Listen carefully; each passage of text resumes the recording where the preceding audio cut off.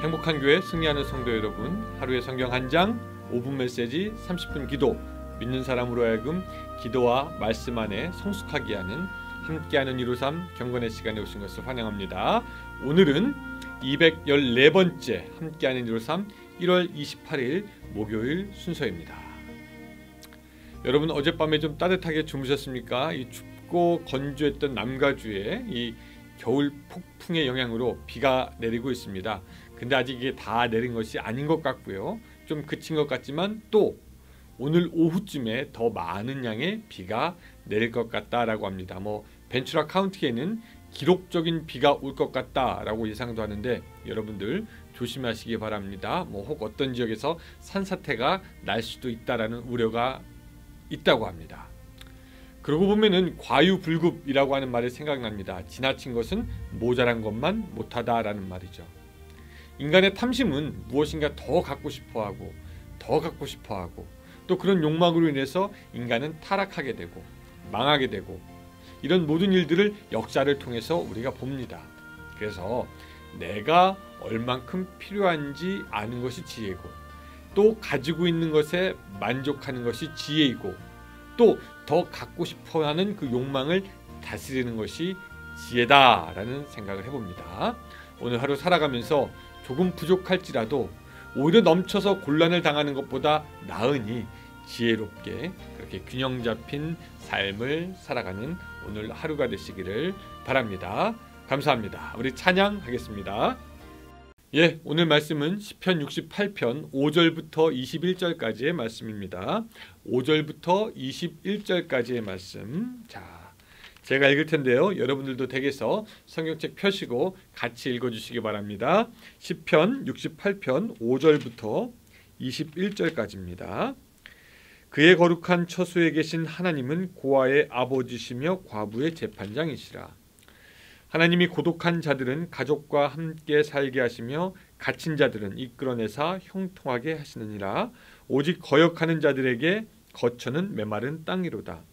하나님이여 주의 백성 앞에서 앞서 나가사 광야에서 행진하셨을 때 땅이 진동하며 하늘의 하나님이 앞에서 떨어지며 저 신의 산도 하나님 곧 이스라엘 하나님 앞에서 진동하였나이다. 하나님이여 주께서 흡족한 비를 보내사 주의 기업이 곤핍할 때에 주께서 그것을 견고하게 하셨고 주의 회종을 그 가운데 살게 하셨나이다. 하나님이여 주께서 가난한 자를 위하여 주의 은택을 준비하셨나이다. 주께서 말씀을 주시니 소식을 공포하는 여자들은 큰 무리라. 여러 군데의 왕들이 도망하니 집에 있던 여자들도 탈취물을 나누도다. 너희가 양 우리에 누울 때 그 날개를 은으로 입히고 그 깃을 황금으로 입힌 비둘기 같도다.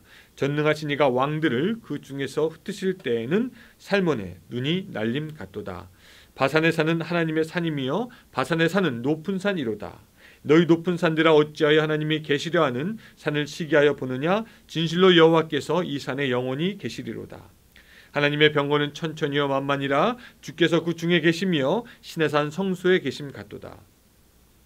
주께서 높은 곳으로 오르시며 사로잡힌 자들을 위하시고 취하시고 선물들을 사람들에게서 받으시며 반역자들로부터 받으시니 여호와 하나님이 그들과 함께 계시기 때문이로다.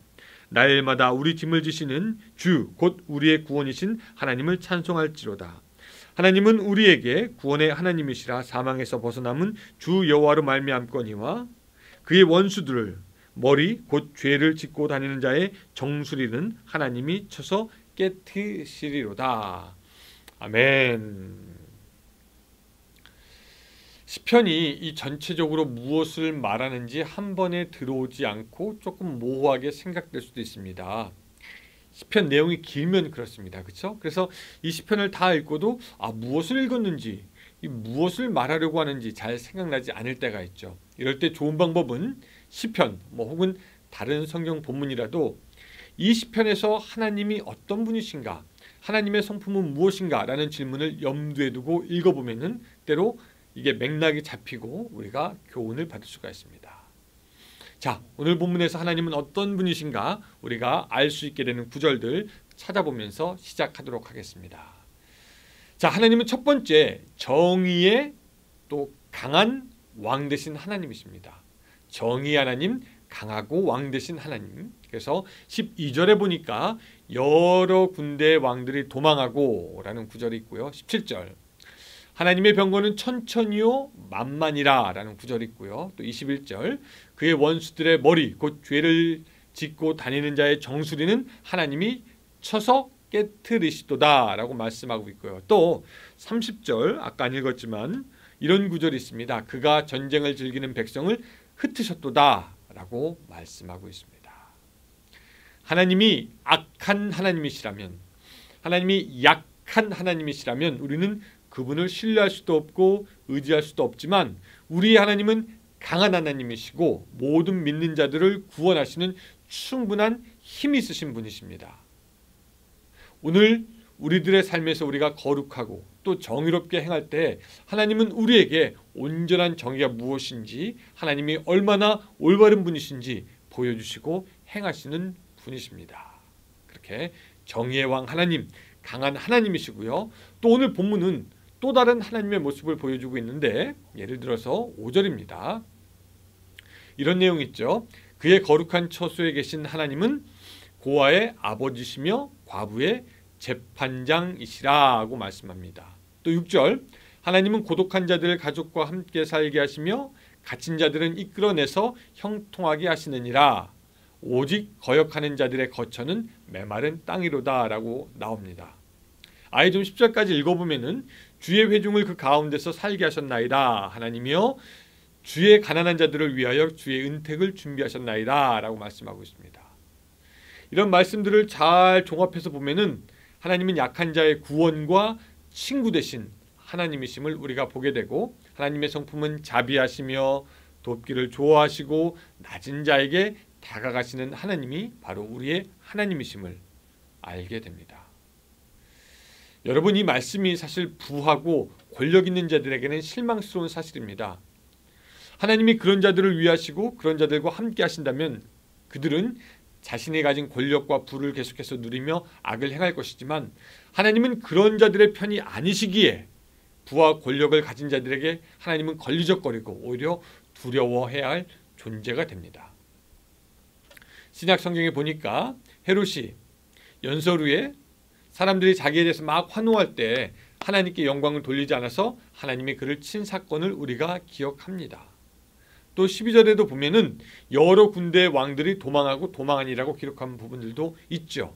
그래서 오히려 하나님 앞에서 힘 있다고 하는 자, 권력 있다고 하는 자, 권세 있다고 하는 자, 그 모든 자들은 하나님 앞에 더욱더 두려워 떨 수밖에 없고 하나님을 경외해야 할 수밖에 없는 것이죠.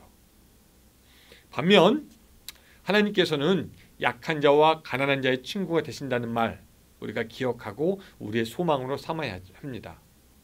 우리가 알지만 당시에 과부와 고아는 어느 누구 하나 챙겨주는 사람 없고 외면당하고 무시당하는 사람들이었지만, 하나님은 그들의 아버지가 되시기를 친히 자처하시며 과부의 소원을 들어주시고 그들 편에 서주는 재판장이 되시기를 기뻐하시는 분이 바로 우리의 하나님이십니다.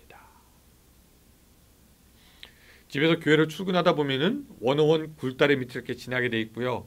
그 굴다리 밑에 조금만 가면은 세븐일레븐이 있고, 그 세븐일레븐 옆에는 아침에 보면은 그 작은 공터 같은데 우리 아미고들이 335여 모여서 이야기를 하고 있습니다. 뭐냐면은 아침에 일거리를 찾아 서성거립니다. 그러다가 누가 와서 데리고 가고, 또 그렇게 일자리 못 찾는 사람들은 거기에 계속 있습니다. 한 번은 세븐일레븐에서 커피를 아침에 사러 갔는데 한 아미고가 들어왔습니다. 그리고 보니까 커피를 사는데 커피는 반쯤 그냥 채웠나? 그리고 거기에 우유와 설탕을 잔뜩 그렇게 넣는 커피를 만드는데, 뭐 취향이 그럴 수도 있겠지만 제가 볼 때는 무엇이라도 조금 더 배를 채우고 싶어 한다라는 생각이 들기도 했습니다.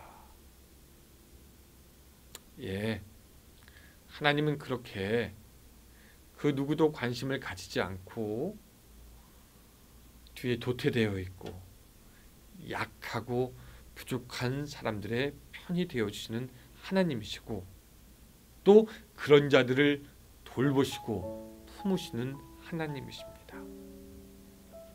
이 사회에는 많은 부조리가 있습니다. 많은 부정이 있습니다. 그래서 소위 양극화 현상이라고 해서 있는 사람은 더 가지게 되고 없는 사람은 더 없어지게 되는 그런 일들을 보는데, 하나님은 그렇게 없는 자들, 가난한 자를 위해서 일하시는 하나님이시고, 우리가 약한 자와 가난한 자의 편에 서서 그들을 돕는다는 것은 하나님이 하시는 일을 우리가 같이 참여한다라는 말이 되기도 하는 것입니다. 빨리 그런 날이 왔으면 좋겠습니다. 옛날에 우리 그 노숙자들 도우면서 우리 가운데 기쁨이 충만했을 때도 있었는데, 그런 시간들도 빨리 왔으면 좋겠습니다. 어쨌든 사랑하는 성도 여러분, 오늘 우리도 여러 가지 삶의 문제들로 인해서 우리 인생의 갑이 되기보다는 을이 되는 경우가 많이 있을 수도 있겠습니다. 근데 우리가 그럴 때 기억할 것은, 하나님은 약한 자의 편이시며 가난한 자의 아버지가 되시며 함께 하시는 분, 친히 공궁하고 궁핍한 자의 재판장과 아버지가 되어서 함께 하시는 분이시고, 그래서 우리는 19절처럼 고백할 수 있습니다. 자, 19절 같이 읽어봅니다. 날마다 우리 짐을 지시는 주 곧 우리의 구원이신 하나님을 찬송할지로다. 아멘. 우리의 짐을 지시는 주 하나님이 우리에게 있습니다. 그 강한 왕 되시는 우리 하나님, 도움의 손길이 너무 멀리 있다고 느껴질 때 그 느낌보다 지금 하나님이 나를 도우고 계신다라는 그 믿음으로 오늘 일어서고 승리하는 여러분들이 되시기를 주님의 이름으로 축원합니다. 기도하겠습니다. 하나님, 우리의 믿음 없음으로 말미암아 하나님이 멀리 계신 것은 아닌가, 우리들의 기도를 외면하시는가, 우리를 모른 척 하시는가, 우리가 고민하고 염려할 때가 있지만 하나님, 우리는 믿습니다. 하나님은 항상 우리를 도우시고 우리와 함께 하시며 약한 자와 궁핍한 자의 아버지와 재판장이 되시는 것을 우리가 기억합니다. 그 하나님을 따라서 그 하나님의 우리도 참여할 수 있도록 도와주시고, 때로 우리가 인생의 어려운 일을 만날 때 우리를 도우시는 하나님을 믿고 더욱더 일어설 수 있도록 주여 도와 주시옵소서. 예수님의 이름으로 기도드리옵나이다. 아멘. 예, 감사합니다. 우리 또 30분 기도하는 시간이 됐는데요, 이 시간도 기도하면서 하나님께 나아가고 오늘 하루도 승리하시길 바랍니다. 저는 또 내일 뵙겠습니다. 감사합니다.